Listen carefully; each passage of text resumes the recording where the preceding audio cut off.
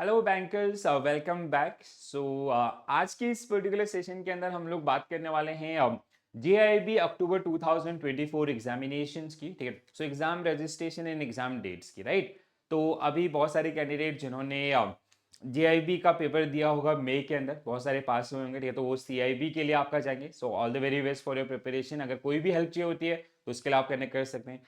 कुछ कैंडिडेट जिन्होंने जो आपका स्टडी को टाइम नहीं दे पाए, ठीक है, उनका रिजल्ट फेल रहा होगा, या कुछ आपका नई कैंडिडेट, तो उन जो भी कैंडिडेट आपका प्लान कर रहे हैं जीआईबी एग्जामिनेशन अक्टूबर 2024 के लिए, तो रजिस्ट्रेशन डेट क्या है, आपका एग्जाम डेट क्या है और आपका स्ट्रेटेजी क्या होना चाहिए, उन सब के ऊपर आपका यहाँ पे हम लोग बात करने वाले हैं। ठीक है, चलो। तो अगर हम लोग बात करें रजिस्ट्रेशन एग्जाम रजिस्ट्रेशन डेट की, ठीक है, तो these are the exam registration date, sorry, these are the examination date for your October 2024 examination, guys. ठीक है, so first paper 20th October, then we have 26th October, 27th October and 9th November. ठीक है, तो October and November के अंदर आपके examination होंगे।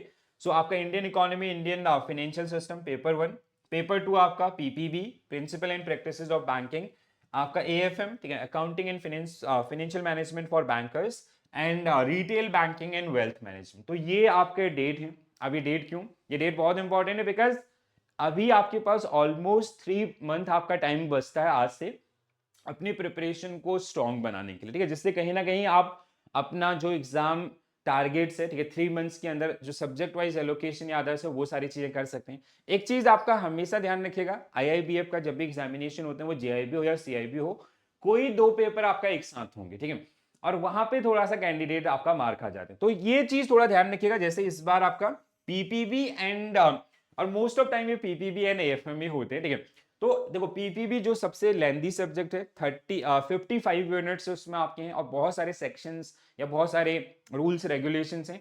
AFM आपका जो थोड़ा सा न्यूमेरिकल्स या अकाउंटिंग फाइनेंस से रिलेटेड आपका है, तो जो नॉन कॉमर्स कैंडिडेट है उनको वहां पे डिफिकल्टी होती है। तो जब भी आप अपना स्टडी प्लान बनाते हैं तो इनको थोड़ा सा ध्यान में रख के बनाएं। ठीक है, so I am not saying कि आप रेगुलर बेसिस पे चारों सब्जेक्ट पढ़िए, आप अभी से पेयर कर दीजिए कि फर्स्ट नेक्स्ट 1.5 मंथ्स आप 2 सब्जेक्ट उठाएंगे, उसके बाद आपका 2 सब्जेक्ट उठाएंगे, और रेगुलर बेसिस पर अगर आप 1 घंटा 1.5 घंटा ऐसा देते हैं तो कोई भी डिफिकल्टी आपका नहीं होने वाला। ठीक है, तो रजिस्ट्रेशन आपका स्टार्ट होगा 1 अगस्त से and it will last till 21 अगस्त। ठीक है, तो देखो यहाँ पे आपको लेट फी भी देना पड़ेगा, एंड ये आपका हम लोग हमेशा सजेस्ट करते हैं go for early registration. Reason देखो, अगर आप अर्ली रजिस्ट्रेशन पे जाते हैं तो इसका कहीं ना कहीं आपको बहुत सारे बेनिफिट मिलते हैं, जैसे आपका नियर बाय वेन्यू है या जो प्रीफर्ड टाइम स्लॉट है, वो सारी चीजें जो आपके यहाँ पे मिलेंगे। तो अभी से मन बना लिया, पढ़ना शुरू कर दिया, तो रजिस्ट्रेशन में आपका अगस्त में ऐसा कोई भी ऐसा कोई प्रॉब्लम आपका नहीं होना चाहिए, राइट।